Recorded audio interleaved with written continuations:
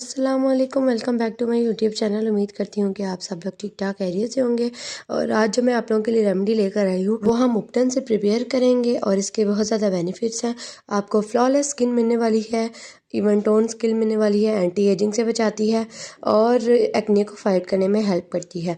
इसके लिए हमने क्या किया है, जो बाज़ार से मिलता है उपटन उसका 1.5 टेबल स्पून लिया। अब इसमें मैं कर्ड ऐड कर रही हूँ, यानी कि दही। दही जो है वो नेचुरल एक्सफोलिएटर के तौर पे एक्ट करता है। आपके पोर्स को टाइटन करने में हेल्प करता है, डार्क सर्कल्स को कम करने में हेल्प करता है। नेचुरल मॉइस्चराइज़र है, स्किन को हाइड्रेट भी करता है और नरिश भी करता है।